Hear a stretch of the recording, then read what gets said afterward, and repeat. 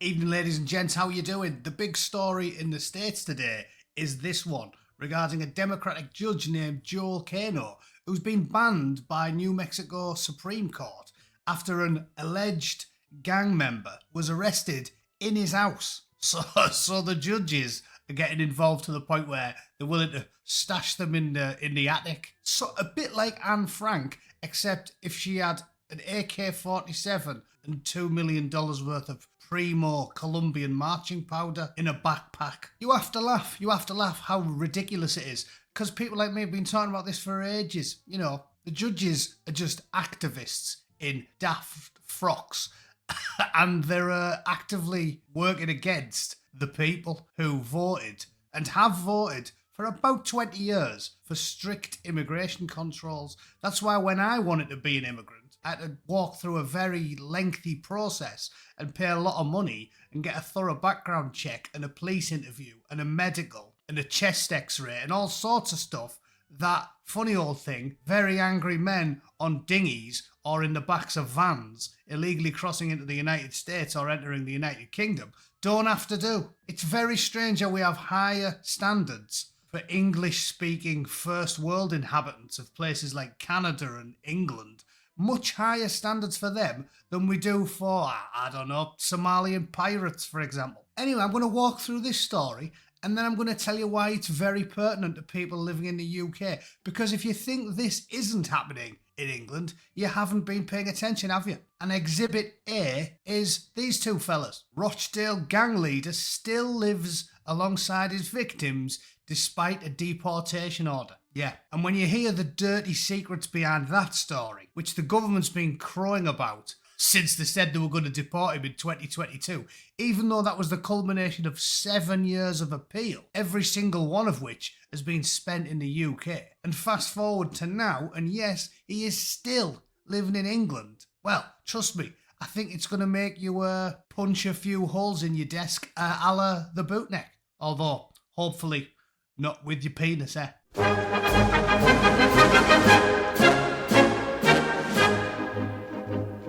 Right then, so Joel Kano's as bent as a $7 bill. Didn't see that one coming 20 miles away. It says a Democratic New Mexico judge who had a Tren de Agua gang member living in his home has been permanently banned from the bench by his colleagues. He resigned in March after the US Department of Homeland Security arrested a gangbanger in his house. Brilliant. The discipline handed down by the Supreme Court makes it so Kano can never hold judicial office ever again, be a candidate for office, and he can't exercise any authority in the state. The ban even prohibits him from officiating at weddings, and Ortega Lopez was arrested during a Homeland Security raid at the judge's house on February 28th. They also found 4 firearms, of course they did.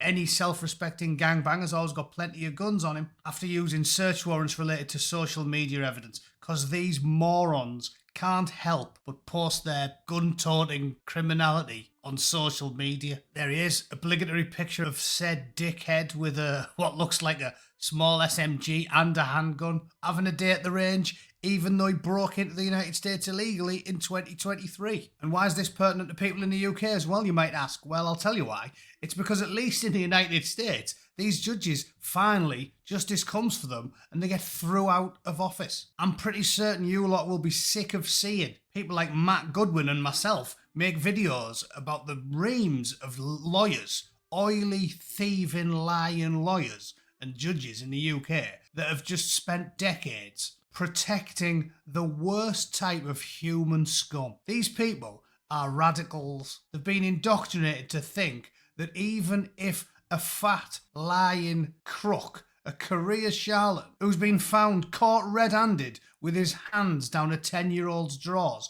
as long as he was born in Egypt or Algeria, he's a good guy really, and he deserves every ounce of sympathy and assistance from the state. But if a ginger burglar from Leeds gets nicked, funny old thing that these judges and lawyers, they don't seem to afford them quite the same assistance, do they? Now, on to these 3 charmers. Trust me, this debacle is going to make your blood boil. If your piss isn't boiling in the bag by the end of this story, you're not paying attention. The BBC initially reported this in 2018, crowing loudly about the fact that finally a trio of dirty diddlers was going to be stripped of their British citizenship. They talked about it very loudly. These three red-blooded Englishmen, Abdulaziz, Adil Khan and Kwari Abdul Raf, were among 9 jailed for crimes including surprise sex and trafficking of 13-year-old girls in Rochdale in 2012. Theresa May ruled in 2015 that they should not remain British. Court of Appeal judges rejected the challenge. That's one appeal too many in my eyes. But obviously, this didn't matter at all, did it? Because fast forward 4.5 years, to 26th of October 2022, Rochdale grooming gang members lose deportation appeal. These two oxygen thieves apparently get 4.5 years worth of appeals they have to go through. So, the BBC told you 4.5 years ago that they were going to be sent back to Pakistan after the release from jail for the public good. Oh, actually, look at that. Apparently I'd shortened proceedings a bit. It was a 7-year legal battle if you want to go right back to the beginning. So they get 7 years to appeal against deportation. Obviously it's well noted that Khan's shown a breathtaking lack of remorse and there was a strong public interest in them being kicked out of the UK. No shit, Sherlock. Khan told the hearing he wanted to stay in the UK to be a role model for his son. You'd be better off teaching your son to be a drug dealer. I think you'd spend less time in prison, wouldn't you? And the details of the case are as disgraceful as you'd expect. Khan got a 13-year-old girl pregnant, a 13-year-old, but denied he was the father, then met a 15-year-old and trafficked her to other people to abuse, using violence when she complained. Ralph trafficked another 15-year-old, driving her to secluded areas in his taxi to abuse. Essentially, right, I'm not doing any more of this. Essentially, they are truly vile human beings. You're talking about surprise sex, violence, assault, torture, sexual abuse, human trafficking, the lot.